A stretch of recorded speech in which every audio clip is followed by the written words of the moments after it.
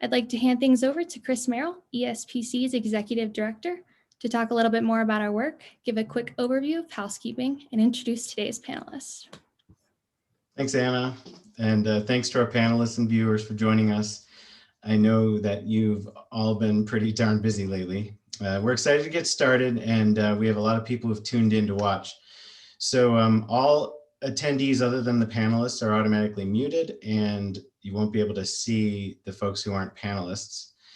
We'll be posting some resources in the chat feature if needed, and we'd love for those watching to post questions in the chat if you have any. So when you post, please choose the to all attendees option. Otherwise, only the panelists will see it. And if you have any tech issues, please let Anna know by chatting to her directly. So our topic for today is the Wyoming state budget. And we've chosen to frame this conversation with an overarching question. Does our state budget reflect our values? So we did a previous People's Review live on the budget, and we got into a little bit more of the nitty gritty, and this is more of a bigger picture look today. So I'd like to introduce our panelists for today, and we have a great group. First, I'd like to introduce former Speaker of the Wyoming House of Representatives and current House Revenue Committee Chairman, Steve Harshman. Welcome, Chairman Harshman. Next, I'd like to introduce Senate Revenue Committee Chairman Cale Case.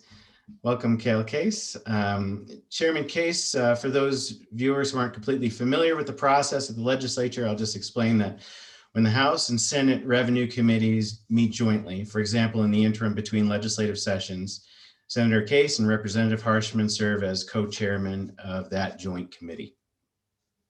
Next, I'd like to introduce Wyoming House of Representatives Minority Whip Andi Clifford. Welcome, Representative Clifford.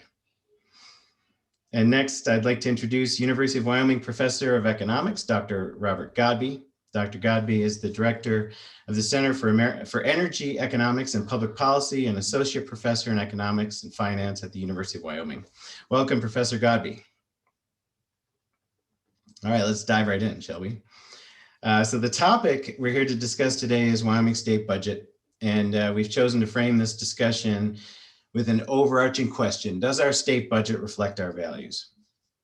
But first, to help ground this conversation and provide some context for viewers, I'd like to talk about some recent trends in the government spending in Wyoming. So my first question goes to you, Senator Case. You've been the chairman of the Senate Revenue Committee since 2019, by my calculations, and you've served as a member of that committee for more than a decade. So for people who maybe haven't been able to keep close tabs on government spending in Wyoming in recent years, what's been the trend?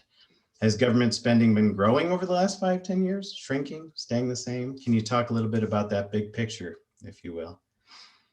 I think that's kind of a setup, Chris, if you really want to know. But we've actually cut government a lot, and we've been cutting government for getting close to a decade now, but in earnest for about 6 years, and quite a bit. Education has been flat in terms of, or flattened in terms of measured against a consumer price index.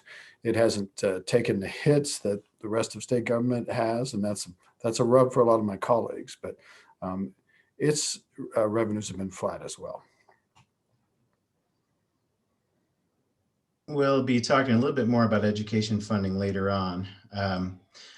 Professor Godby, I know you're trying to deal with a new puppy there, and maybe the puppy can help.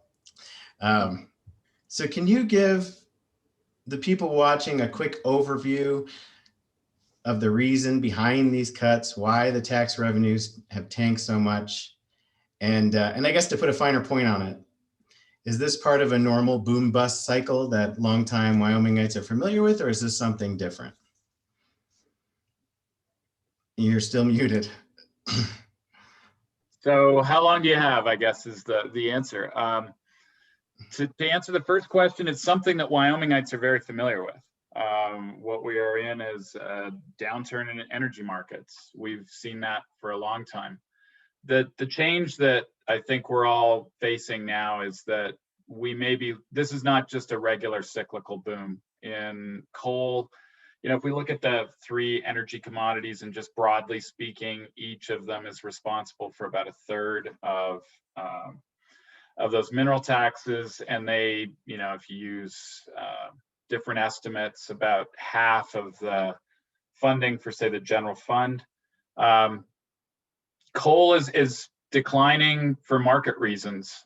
There was some technological changes. Fracking really is the key to this, and the flooding of markets with natural gas. Prices of natural gas are for a long time last year were less than a third of what they were a decade ago. And coal competes with natural gas in the generation of electricity. So that's been the one that everybody's been aware of. But simultaneously, natural gas has been declining at a steady rate since the last decade for the same reason. People 10 years ago remember when we were the gas play in the country, and you couldn't go anywhere without, seeing the new rigs on the horizon, especially in the southwestern part of the state, around Pinedale and those areas as well, over to Casper. But again, that competition and that the new technology, and a lot of natural gas comes out of the ground now is almost a free byproduct, which makes it very difficult because it's coming up with oil in places like the Permian Basin down in New Mexico and Texas. And the bottom line is it's almost a free byproduct for them, where our gas producers are actually producing gas. That's the primary product that makes them money. And so they can't ignore the costs there, right? They're just producing gas in a lot of cases.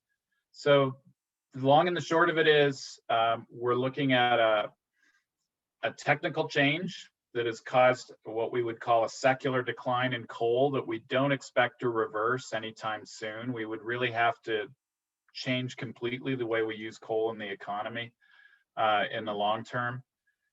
And at the same time, we're also looking forward to climate regulations. I guess looking forward might be the wrong word for it, but in the future, we see more stringent climate regulations coming, which makes any fossil fuel tougher to see a long-term future for unless we change how we use it as well. And so currently, two of our three commodities are down. Oil has kind of been the primary commodity lately. And so really what used to be a 3-horse stable is becoming a 1-horse stable, which becomes much more volatile. We all know that oil, we've all been aware of price wars. And that brings us to kind of the present. With COVID, we saw a real decline in oil markets, which was kind of the final straw. And so in a nutshell, that's what we're looking at. Market changes have really changed our revenue streams. Yeah, thanks for that. And I guess the other kind of key piece to this puzzle is for people out there who don't know, in Wyoming, we've relied on these industries, oil, gas, and coal, mining in general, to pay most of the bills for government services for a long time. We've relied on revenues from severance taxes and royalties. And other than that, we don't pay a whole lot of taxes in the state compared to other states. And so when those revenue streams go away, that goes, that's the source of most of the revenue income for the state. So I think that's the other key piece to understand. So I have a question for Chairman Harshman and then one for Representative Clifford. So looking ahead, and absent some major changes to Wyoming's tax policies, we're still facing future projected budget shortfalls. And you know better than most that lawmakers are already wrestling with and contemplating the next round of cuts. So Representative Harshman, can you talk about that? When lawmakers start making this next round of cuts, who will these cuts affect the most? From your perspective, who gets hurt the fastest? I don't know how to ask that question, but that's the question. Well, thanks for having us. And I think as you've seen the governors, all these things that I think is really important. I think Senator Case, we've got the leanest general fund budget we've had in well over a decade, over 15 years. Now, we've had some bumps with construction, or actually when we've had little mini booms, we've saved money, and that counts as general fund expenditure, but real spending has gone down. Few state employees since 2002. And see, we went through a little crash 4 years ago when Governor Meade, remember, $250 million slashed in the month of June. And so we've not recovered. We didn't put all that money back into the budget. And so now with these $400+ million cuts on the general fund side of the budget, I'll just say the phase 1 and phase 2,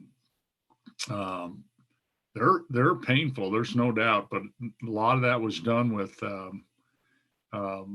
reducing vacant positions. That's the easiest thing to do first off. But then there was some movement of major maintenance dollars to another account. So it really never got, so it's moving some of this around. But I think what you're going to see coming now, and you've seen some of these cuts start to roll out, and it's going to come more in July, these phase 2 and phase 3 cuts. Most of them are going to go to the Department of Health, Department of Family Services. And you're going to see, longer wait lists on the comprehensive waivers, on the support waivers. I think you're already seeing the 6% cut to foster parents, residential treatment centers, those things. I think, there's been already, I think it was 2.5% cut to Medicaid reimbursement to providers. So all those things, everybody thinks, government's all in Cheyenne, that's all out in everybody's community statewide. And so I think that's where a lot of this, because that's where most of the budget is. I mean, you can't cut it all from a little tiny sliver in the Department of Ag. And University of Wyoming is going to take a massive cut, $40 million. It'll change the programs of the university. And so those things I think we got to, but Dr. Godby talked about, all this part with coal and, the three-legged stool he talked about, coal, oil, and gas. The coal thing, has been kind of steady growth for 50 years. We had 100 million tons in 81, I think, and 200 million tons in 93, and then 300 million tons right around the turn of the century. And then we hit 400 million tons in 2005. And you just had this steady growth that kept up with inflation, even with oil and gas going all over the place like it always does. And now, these kids who were seniors in high school were fifth graders when we last produced 400 million tons. We're going to be just a shade over 200 this year because we've had a little uptick. It's about $400 million, $400+ million a year. And so how do you replace those tons of coal? And then I'll just say with the oil, our third stool of this, today the XL pipeline was canceled. That's going to directly impact Western Wyoming, the Wind River Indian Reservation. That oil is sold at such a discount because there's no pipelines to get it out of there in a truck and rail capacity. That's going to have a dramatic effect on the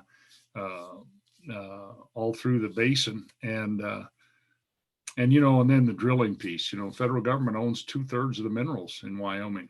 So every problem is solvable, but this is going to be serious because minerals pay 50% of our bills, and legacy minerals, Perm Mill Trust Fund, pays another 20%.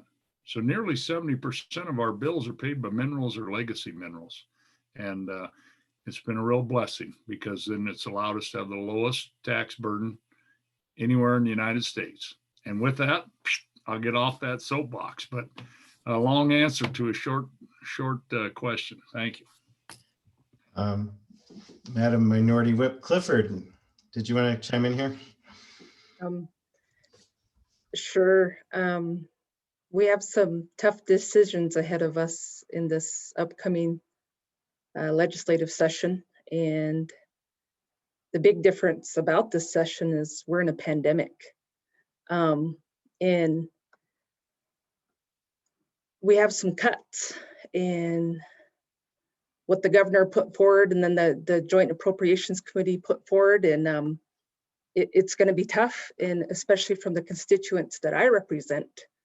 I feel the budget put forward by the governor and the JAC don't really reflect the values that we hold dear in terms of taking care of our state, our community, and our neighbors. I realize these cuts are to balance our budget, but with that said, I feel we need to be very vigilant in how and where to cut. And the cuts can't be so severe that crucial services are eliminated. We just haven't done enough for our most vulnerable. And I'm really worried about our mental health, early childhood education, and suicide prevention, just to name a few. Like was mentioned by Representative Harshman, Chairman of the Revenue, I'm concerned about the Department of Health cuts, over 180 million in cuts. 100 million in payments to agencies in our communities that provide direct services. And then, as was mentioned, the DFS, Department of Family Services, could see $20 million in cuts. And then our UW and our community colleges over 100 million.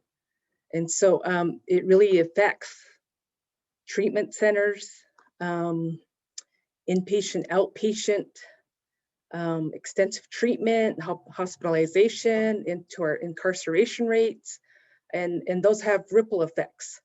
And then also a concern with no longer meeting the matching requirements for federal funds. And so there's potential for entire programs that could be eliminated. And so that's a big concern for me. And I know we must be thoughtful in our decisions to just decrease expenses, but also thoughtful, in how we, how we go forward with that in this session. So that's a great, you teed it up. This is a question I was going to ask later, but I'll just ask it now along these lines, just for the people who are maybe not intimately familiar with what you're talking about with the Department of Health. So if you think of Wyoming's budget as a pie, the biggest slice of that pie is the Department of Health. So can you talk about, anybody can chime in here who wants to. Can you talk about why we need a health department in Wyoming? Just for people who aren't familiar with what it does, what does it do? And why do we dedicate such a large portion of the budget to it? I think any of us can start. I think, think in every community, think of your own families and every community and every neighborhood, whether it's an elderly person who you're trying to give some services so they can stay at home longer and not be in a nursing facility, saves the state millions of dollars to do that. Those funds will be cut back on. Those will be some of the first to go. So you end up kind of being penny wise and pound foolish. People with disabilities, kids, adults, all the waivers I talked about, those things are going to change. Foster kids, foster parents, all those services, addiction, all those things are in every community. These are not government jobs. These are private people getting reimbursement. And the part of this, like the step 3, is 30 million in state funds, but that leverages another 23 million in federal funds. So you see the cut of 30 million, you think, oh, okay, we cut 30, but it's actually 53 million. And that's money that doesn't go into everybody's community that's here to help people in their community. And then those professionals that work in those communities are out of a job. So they're not a government worker, but they're a person that works in private business, and they're going to be shut down, and they're going to, I don't know, something's going to have to change. And so, so that's how it looks. It's basically the elderly, the disabled, and the young. And it's tough because that's where it's at. That's where the money's at.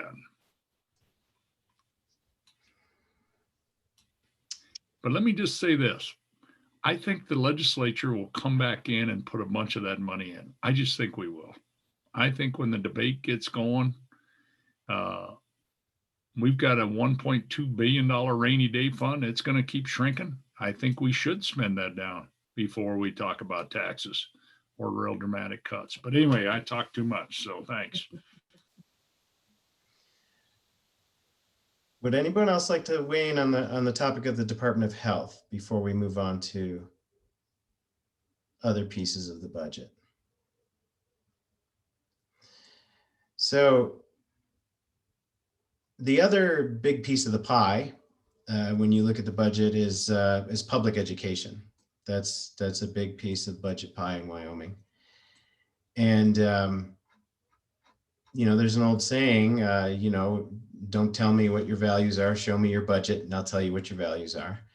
And the biggest items in our budget are the Department of Health, and then the next one is public education. So throughout the state's history, we have a long, pretty staunch tradition of prioritizing, supporting, advocating for well-funded public education. So anyone who wants to chime in here, I'd like to know, why do you think public education has been such a focal point for lawmakers throughout the state's history? Why does public education matter so much in a state like Wyoming? Can you talk about that a little bit?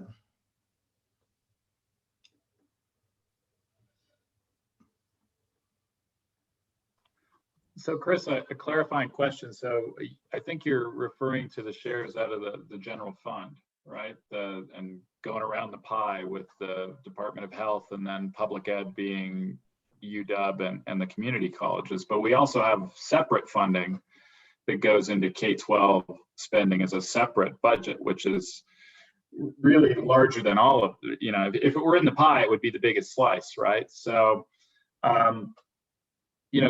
that is fundamental to the state's economic development, right? So whether you're talking about higher ed or you're talking about K-12, what we're talking about is creating human capital and allowing people to have the skills to make the lives that they would like to make.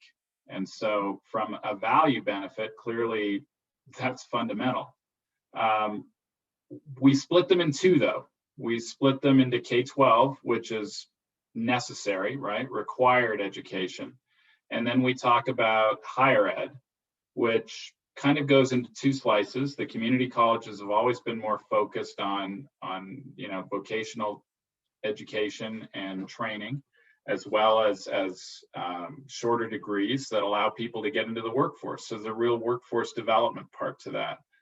The University of Wyoming, of course, supports a whole range of things, but really our Constitution had a lot of farsightedness in it in trying to keep those costs cheap and starting a university here early, because it was recognized that higher ed was a way to allow people an easier path to success. And so those are all the benefits. But I think to your point, they're also the one that, and I'll let the legislators talk about this, when they're that big a slice, you need to cut the big things first. And Department of Health touches everybody, so it gets a big cut. And then, second in the list are these higher ed parts that you can't help but target them. And again, there's some comments in the chat as well. They save money in the short run, but they will have major impacts to people's lives, as well as our ability to, diversify our economy in the longer term. So I think we need to think about both of those. Now, K-12 is a separate one, and it's very difficult, and we could talk about that. But there's a series of constitutional decisions that require us to fund them at a certain level based on the model that we have. And so we might want to talk about that model as well, but it's harder to get in there to cut those because they've been considered mandated. So I'll turn the floor over to our legislators to see what they think of higher ed, but I thought maybe I would pitch in first since I am the higher ed person. Thanks. Representative Clifford or Senator Case? Representative Harshman, anything to add there? You stick a quarter in my ear, I don't stop talking. I think Dr. Godby said it right. I think the one thing I think, and Senator Case knows this, we never used to appropriate one nickel to community colleges. I mean, that all happened about 2004, I think, when we, at least is my memory, when we became billionaires and we were given a lot of money. And I think, and that's a substantial piece in the construction as well. And it's really a statewide system with still kind of local governments. And I think we've had several attempts, it's only funded taxes in those 7 counties. We've had attempts to try to broaden that. Certainly more Wyoming residents benefit from the community college districts. It's a tough one. It's been Governor Freudenthal tried it. I think Governor Meade talked about it. Everybody's talked about it, but it's a tough one to push across the finish line. So I think all these things, it takes forums like this that we keep talking about it, keep educating ourselves and keep thinking about it. And Wyoming will get a solution, right? At some point. Dr. Godby's talked about that a lot. And we'll get it at some point. So Chris, I love the speaker. I think he's right on. We've looked at having a university system, but we've never really given it a lot of thought, and funding everything statewide, maybe having it under a board of regents or just fund the community colleges on a statewide aspect. I think that would be a good idea, but they're important. But in terms of the really, really big picture, everything, you mentioned the Department of Health, we got corrections, we got, there's just a lot of things that are going to have to change. And here's the point that I'd like to make is that I would vote for any tax we put on the table. And it's kind of my job as Revenue Committee Chairman, but I have tried to move things along. I'd like to give the legislature options. I'd like to give everybody revenue options, new revenue options, income taxes, you name it. I'm going to try to move it forward. But the realistic thing is that I suspect that everybody that's on this call tonight, by and large, would work with me on that. But here's the problem. About more than half the Wyoming Senate won't vote for a single tax and believes that we can cut their way out of this, and intends to cut education before any tax goes in. That's the realistic situation we are. They might squeeze out some kind of tax if we can really cut education. And I'm not, please, this is not me talking. I'm not threatening. I'm only telling you that people have a different view. And within the Republican Party is very fragmented about what that view is. I'm getting emails about wanting to secede from the union.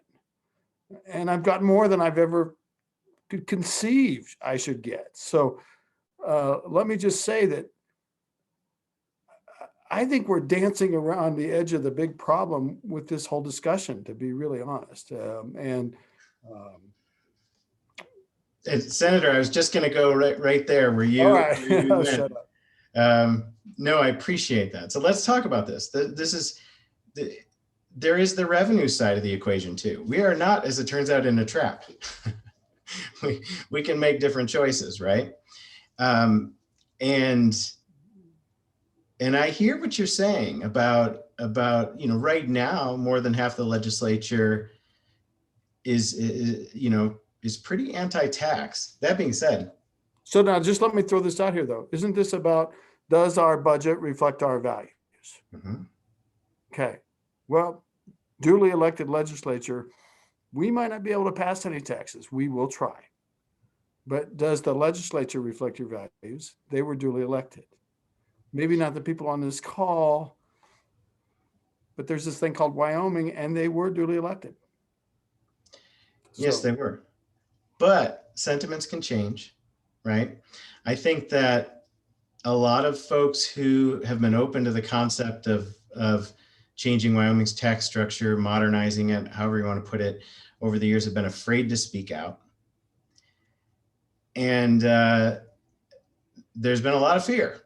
And there's in the Art of War, Sun Tzu says, when soldiers are in a dire situation, they lose their sense of fear. And so I can see a situation where people become less and less afraid to have these conversations that we're having right now. And the tenor can change, because the other piece about a budget reflecting our values, if we care about these things as people, then we should put our money where our mouth is. We shouldn't be counting on the industries to pay for everything, right? So, That's another way of Chris, budget. I'm going to shut up here, but you've got a really good point. We're talking about an income tax regularly in Wyoming now. That never happened in the Revenue Committee before the past couple of years. And I'm proud that we've at least had those discussions. We've actually had an income tax for corporations pass the Wyoming House and get bogged down in the Senate, basically turning on one vote. It almost went through. You know, and I see the chat when it comes up, it says Medicaid expansion, Medicaid expansion. I voted for Medicaid expansion. I would vote for it again. I voted for it numerous times. There was a time I didn't vote for it. That was a long time ago. Okay, I'm out of here. So on the revenue side, Representative Clifford. So I recently read a column, you might have seen it, by Michael Madden in Wildfile. He's the longtime Republican lawmaker who served as chairman of the House Revenue Committee for 7 years. And he explained in this column that if you compare taxes in Colorado, Idaho, Montana, Nebraska, North Dakota, South Dakota, Utah, and Wyoming taxpayers currently pay the lowest rates in all the kind of general tax categories. So can you talk a little bit about that? I want to hear from Minority Whip Clifford first about taxes and tax rates in Wyoming. I mean, first of all, do you think that's an accurate assessment? Is Madden reading the numbers right? And if so, is this ultra low tax structure helping or hurting the state right now? I'd like to hear from Representative Clifford and then Dr. Godby. The simple answer is yes, he's right. Low taxes here, paid by, sales use, federal mineral royalties, and severance taxes. So I would agree with that. I don't know if I'm gonna answer the question, but just from my purview and my experience and where I come from, it's really hard for government processes are really hard for people, a lot of my people, the indigenous people, to see, and that tends to lead to people being left out, passed by, not involved in decisions, but always impacted by them. And I think it's important to keep people connected to their emotions and compassions for others. It's very important right now, especially the time that we're in with COVID. Not only the economy and our oil and gas and coal and going down and the tough decisions we have, but also this pandemic. And I'm just coming from that point of view, the pandemic, because we learned a lot of things. We continue to learn a lot of things. There's a lot of the CARES money coming in and the guidelines of how we can spend it, how we can't spend it, and how can we help with the CARES dollars right now when we're talking about education. We're talking about mental health for our most vulnerable people, and we really, again, have to kind of be on our feet in how to assess that, how to best take care of those issues that are so important to Wyoming and its vulnerable populations. And Dr. Godby, do you, from your perspective as an economist, is Wyoming's tax structure a benefit? Is it hindering our growth? How can you explain what's going on right now with the tax structure? And I know your puppy wants to be involved too, and that's fine. It's more than one at this point. We've got the whole pack in here. The Great Dane right down to the Dachshund. So I apologize for that. You're all welcome. So Does our tax structure benefit us? Well, clearly it has. I mean, for decades, we've been able to have our cake and eat it too, right? We've been able to have services that we want. We've expanded government over periods of time. Certainly, we were victims of the boom and bust cycle, but you know, when it's paid off, we get other people to pay our taxes, and so you know that's certainly a benefit to us. The reason that the tax capacity document that you cited, why we're the lowest in all those categories, is exactly that. We've been able to rely on other people carrying most of the freight. We ship out those energy commodities, we put a tax on them. Almost all of our energy goes elsewhere. And so that means that those other people in buying it pay our taxes, it just gets added in. Is it helping us going forward? Not so much. People talk about diversification.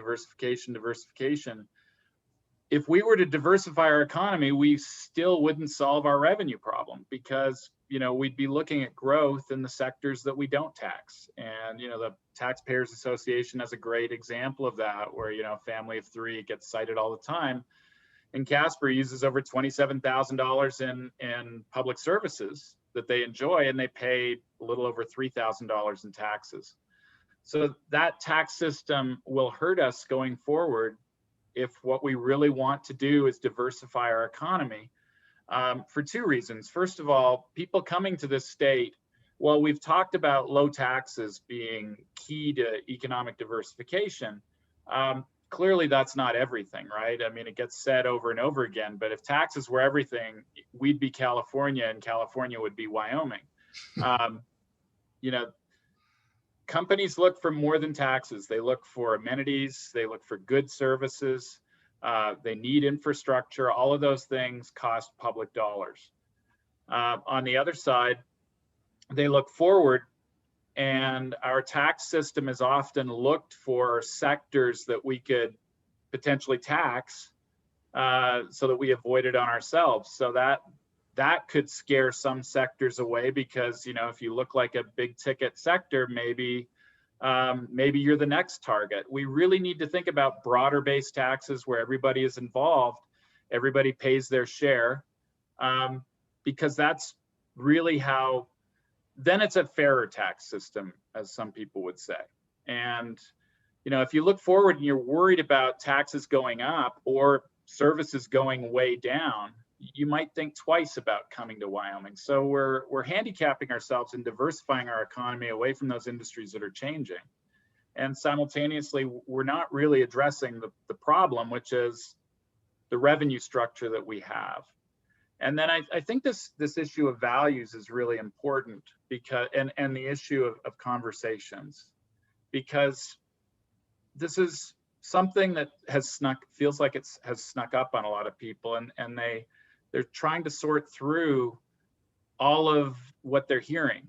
And some of what they're hearing, as Senator Case has said, or implied maybe, is just not true. We can't cut our way out of this deficit. There's, you know, I think it was Greg Nickerson in a comment somewhere said, you know, there's a lot of ideology and mythology about this. Part of this is there is a fundamental Western libertarian view that is anti-tax and small government. And so it's difficult to make these decisions, because we won't impose a tax on ourselves until it's absolutely necessary and it's proven to be. And then when you have this kind of mythology that government is fat and bloated and that there is so much inefficiency that, you know, if we just starve the beast, it'll finally get smaller.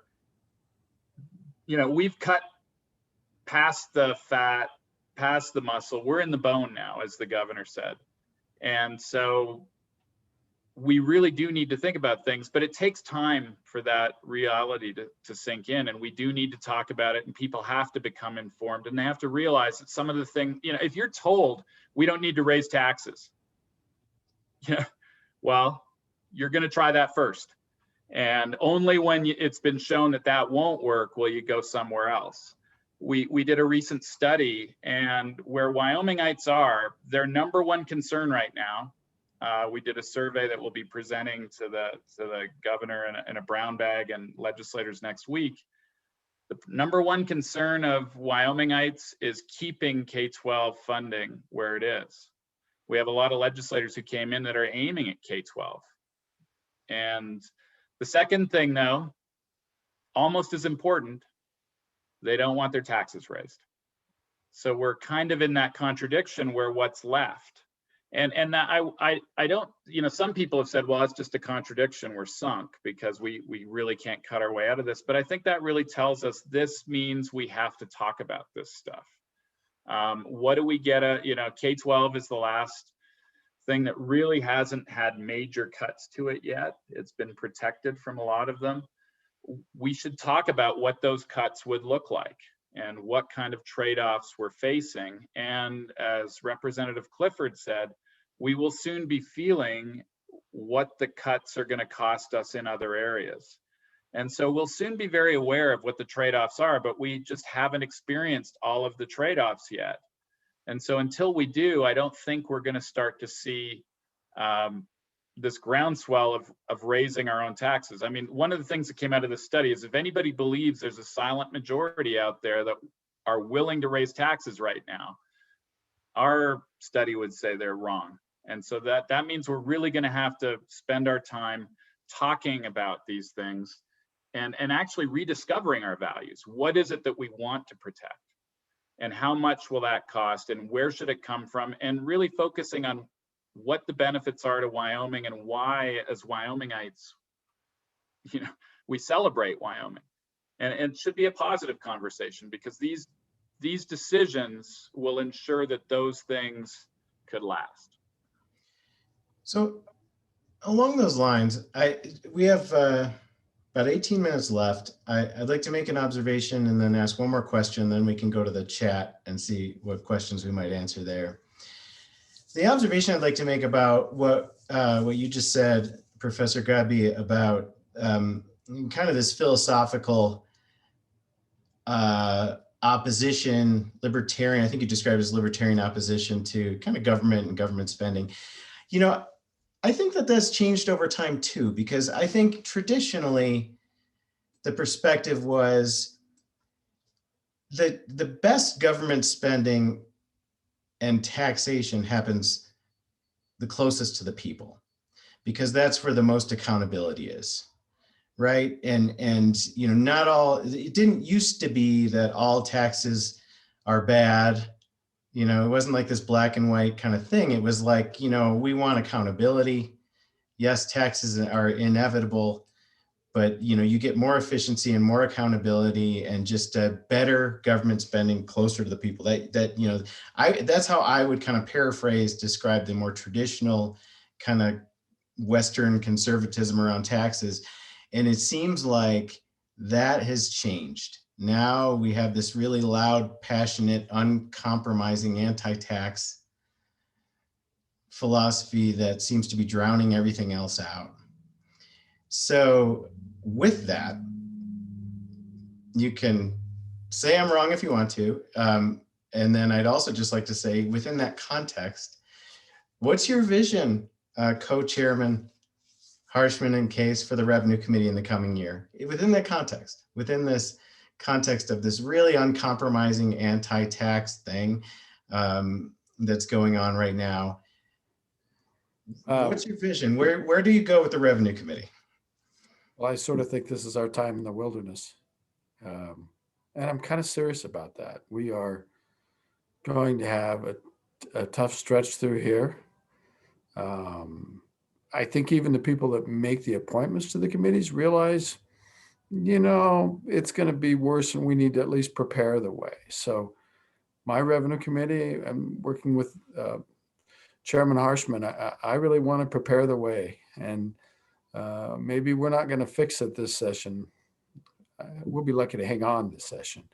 But I look at kind of taking a longer term approach and hoping that I can flush ideas out, new ideas, and I've tried to bring some new ideas to the table, and just have them ready when we're ready to go. And so it's sort of like I'm out there leaving a trail of breadcrumbs, and that's what I hope the whole committee it does as an embracing. Honestly, we're not going to change it right now, you guys. I'm just making little steps, and we're gaining in some ways, and I can see it happening. I can see it happening with the Taxpayers Association. They really do kind of get this. I can see it happening with a lot of more sophisticated people, but we're plodding along, and there's a huge pendulum in the country about left and right and red and blue. And the pendulum has started to swing back at the national level. In Wyoming, that pendulum still has a lot of momentum going the other way. And we're going to ride through that, and we're going to get through that. But I'm not going to fix it right away, but I'm going to have my shoulder to the wheel along with my committee, which I think is a really good committee, and they really do understand this, and my new co-chairman, who I'm very glad to welcome. Yeah, Chairman Harshman. Yeah, I think Senator's exactly right. I think, there's three types of taxes, basically. I mean, you have income tax, which we don't have unless you produce minerals. We call it a severance tax. It's basically gross receipts on those companies. And you have property and you have sales tax. And, I think too, in the history of the United States, I think the so-called flat taxers began with President Reagan, really have probably won that debate for this generation. And you hear it in Wyoming. I hear it, hey, I'll pay some more sales tax because that's a flat tax. Everybody pays the same percentage, but don't raise my property tax. That's what I hear, because that's all we pay. And of course, our sales tax is 44th out of 46 states. And with we only tax 66 services, South Dakota, 152. I mean, we got all these exemptions so we got the lowest sales tax in the country, the lowest property tax in the country. And, we've had school finance reform. We took 3 mills off. We no longer bond for schools. Wyoming people are paying the fewest mills in modern state history. We have the lowest residential property tax in America, lowest corporate tax in America, lowest industrial property tax in America, and one of the highest on minerals, assessed at 100%. And so I think what everybody has said, there's going to be a lot of conversation. And I think the chairman and all of our parts is really to keep educating, keep talking, keep working this out. At some point, I mean, we're going to have to think, yeah, really, it's not too bad if we raise a penny or two. We're still, we think Texas is a big conservative state. I think Texas is 8.19% sales tax.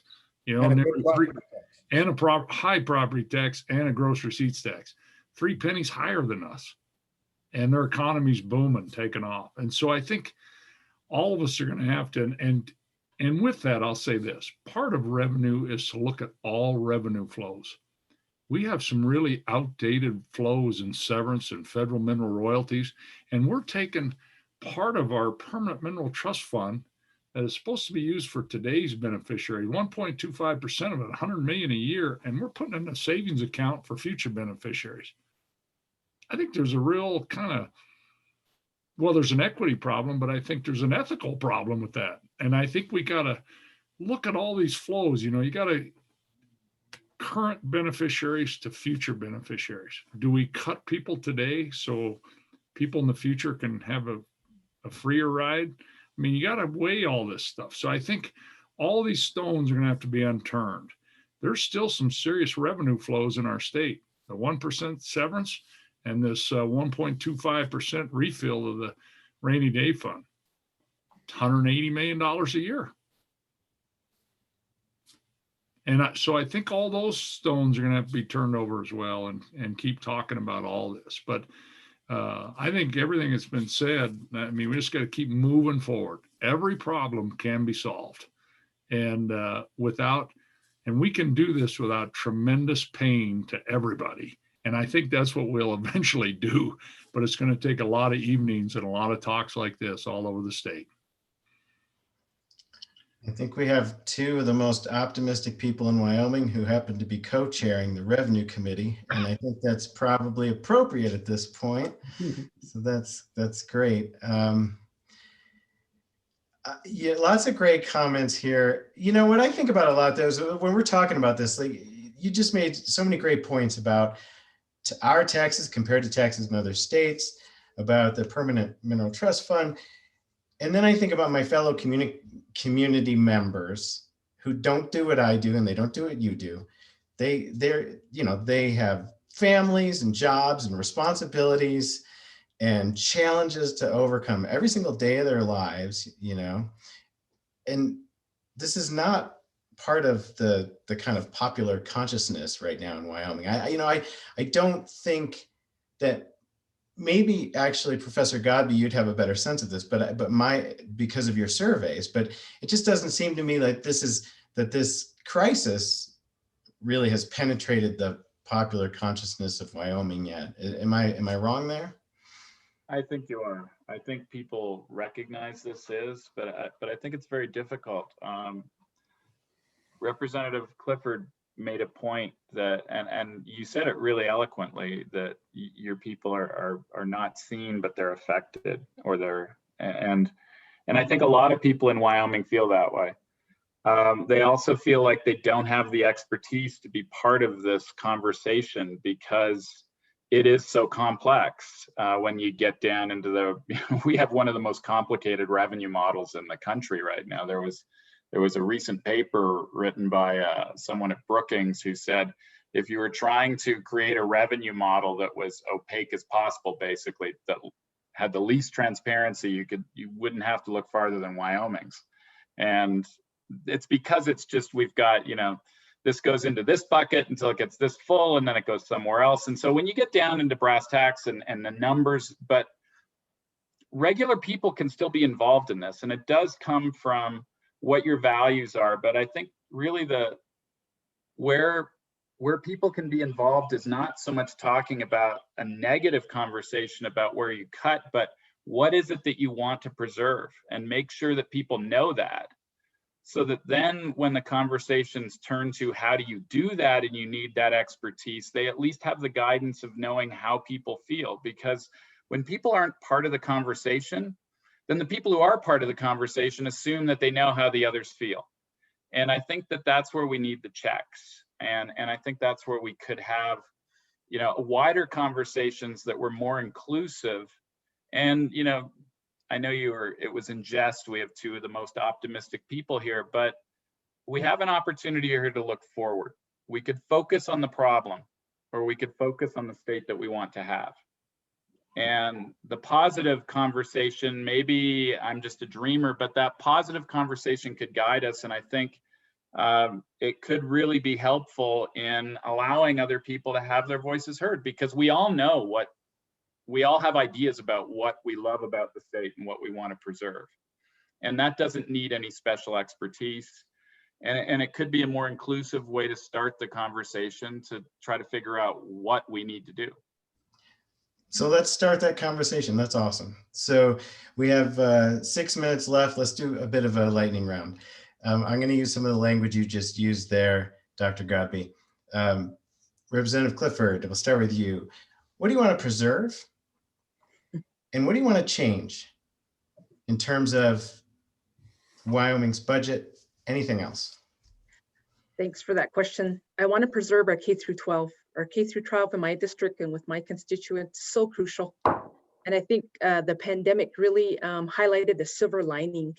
And that silver lining is the hardworking teachers that get up every day and educate our kids, whether they have a learning disability, whether they have behavioral problems, whether they become, from homes that have abuse. They do this every day. And I think the silver lining is our public, our community, our parents, our guardians really see that, because here on the reservation, we still have a stay-at-home order. Everybody's virtually online. And I'm hearing from our constituents that they're struggling. They're struggling with their kids getting an education. And that's the silver lining for me, is I'm always a proponent of education. I wouldn't want that to be touched. I just wouldn't. I'm reasonable. I know there has to be cuts, but I would hope they would be minimal. And everybody to pay their fair share. We have a piece of legislation in our committee right now on indigent burials. What's okay for me and you is to have a death certificate of $5, usually averaging 3 to 5 copies, but for some of my constituents, again, they may not be able to afford that. So we really got to be careful. I know there's that balancing act, but I appreciate the legislature, the experience, the panel, Senator Case, Representative Harshman, and those conversations that we have, that we come to a middle ground, and working together is going to be so crucial in trying to unify our decisions where possible, where that's possible. That's great. Senator Case, what about you? What do you want to preserve? What do you want to change? So I do want to be more self-reliant at the individual level. I actually think there are innovative ways we can do that. You know, just here, I would toll I-80 tomorrow. I've got a bill in to do that.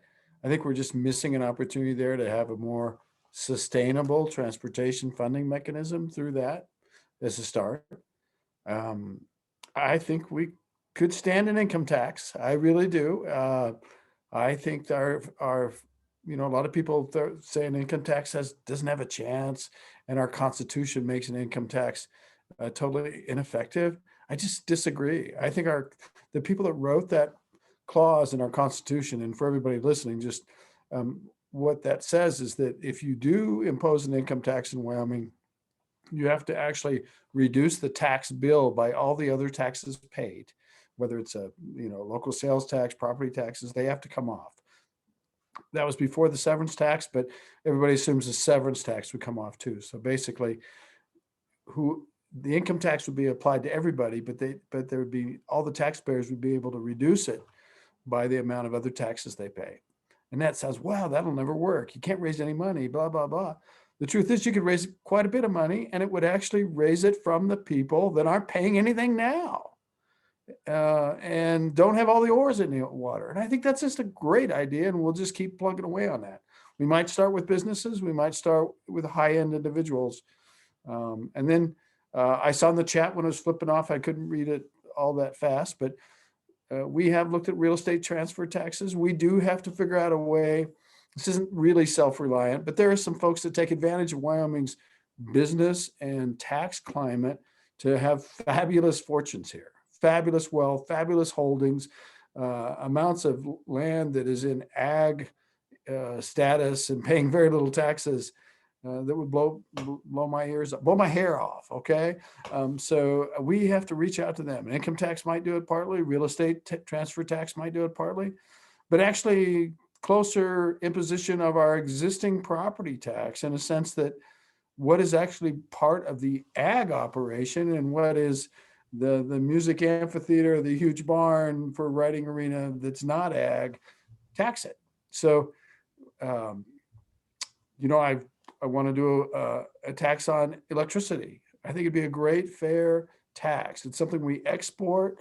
It's something that if we work it right and follow the income tax guidelines from the Constitution, you'd allow large taxpayers to actually deduct the other generation taxes they pay. I think it could be fabulous, be a good thing.